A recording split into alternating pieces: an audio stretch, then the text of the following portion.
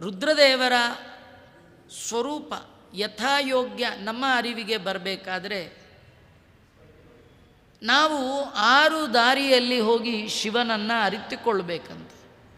ಯಾವುದು ಆ 6 ದಾರಿಗಳು ಅಂದರೆ ಜ್ಞಾನ, ಶಿವನ ಬಗ್ಗೆ ಅರಿವು, ಶ್ರವಣ ಮಾಡಿ ಮಾಡಿ ಮಾಡಿ ಮಾಡಿ ಜ್ಞಾನ ಸಂಪಾದನೆ ಮಾಡೋದು ಒಂದು ದಾರಿ. ಜ್ಞಾನದಿಂದ ಭಕ್ತಿ, ಭಕ್ತಿಯಿಂದ ವೈರಾಗ್ಯ, ಶ್ರವಣ, ಮನನ, ನಿಧಿಧ್ಯಾಸನ.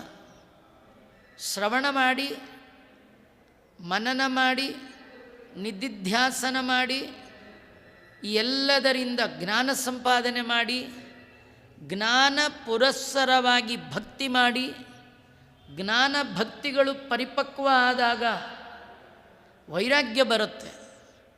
ಈ 6 ದಾರಿಯಲ್ಲಿ ಹೋಗಿ ಶಿವನನ್ನು ಯಥಾಯೋಗ್ಯವಾಗಿ ತಿಳ್ಕೊಳ್ಬಹುದು.